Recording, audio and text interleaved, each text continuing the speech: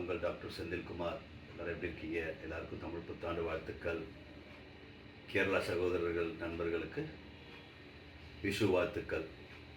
போன வாரம் நம்ம வெங்காயத்தை பற்றி பேசணும். அது உங்களுக்கு எல்லாருக்கும் எப்படி இருந்திருக்கு தெரியல.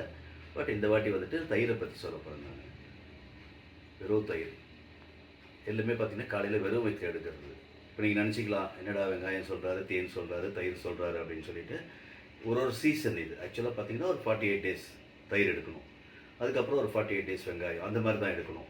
ஏன்னா ஒரே இதை கன்ஃபியூஸ் பண்ணுற மாதிரி ஒரு காலையில் எடுத்துக்கணும்னு சொல்கிறாரு. எதை எடுக்கிறதுக்கு கன்ஃபியூஸ் ஆகாதீங்க. ஒன்ஸ் வெங்காயத்தை ஸ்டார்ட் பண்ணிங்கன்னா அது முடிங்க. அதுக்கப்புறம் தயிர், அதுக்கப்புறம் தேன், அந்த மாதிரி மாற்றி பண்ணிக்கலாம். தயிர் என்னென்ன பெனிஃபிட்ஸ் பண்ணோம் அப்படின்னு கேட்டிங்கன்னா, உடம்புல இருக்கிற கொலஸ்ட்ரால் ஃபேட்டை கரைக்கக்கூடிய விஷயம் தயிர் 100% பண்ணும். அது நீங்கள் ஒரு 15 நாள் நீங்கள் தயிர் சாப்பிட்டீங்கனாலே உங்களுக்கு தெரியும். அது மோஷன் போகும்போது உங்களுக்கு நல்ல சேஞ்சஸ் தெரியும். அதாவது ஃபேட்டு கொலஸ்ட்ரால்லாம் கரைஞ்சி வெளியே வரும். ரெண்டாவது பார்த்திங்கன்னா எலும்புக்கு நல்லது.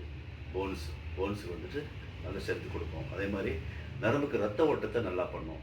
பட் எப்போ எடுக்கணும் அப்படின்னு கேட்டிங்கன்னா, காலையில் அர்லி மார்னிங். எல்லாமே தான் 6 o'clock நீங்கள் ஒரு கப்பு, அதாவது சின்ன பசங்களாக இருந்தால் ஒரு 150 ml 100 ml எடுத்துக்கலாம். பெரியவங்க ஒரு 250 ml காலையில் வெறும் வயிற்றில் அதை சாப்பிட்டுட்டு ஒரு 1 hour எதுவும் சாப்பிடக்கூடாது.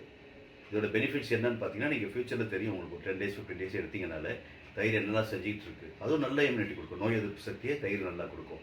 நிறைய பேர் சொல்லுவாங்க, காலையில் வெறும் தயிர் சாப்பிட்டா எனக்கு சளி பிடிக்கும், தலைவலி வரும். கண்டிப்பாக அதெல்லாம் எதுவுமே வராது. 6 வயசு பசங்கள்லேருந்து சாப்பிடலாம் தயிர். எல்லாத்துக்குமே நல்லது பண்ணும். சின்ன பசங்களுக்கு போன் ஸ்ட்ரென்த் கொடுக்கும், ஸ்டாமினா நல்லா கொடுக்கும், சுறுசுறுப்பாக இருப்பாங்க. இதெல்லாமே பண்ணும். இந்த வாரம் இதை பாருங்கள். இதை பார்த்து சப்ஸ்கிரைப் பண்ணுங்கள். யூஸ்வலாக நான் சொல்கிற மாதிரி அட்லீஸ்ட் ஒரு 10-15 பேர் கண்டினியூ பண்ணுங்கள். பண்ணிவிட்டு எனக்கு சொல்லுங்கள் ரிசல்ட் எப்படி இருக்குன்னு சொல்லிவிட்டு நம்ம பின்னாடி அடுத்த வாரம் என்னங்கிறத பார்ப்போம். நன்றி, வணக்கம்.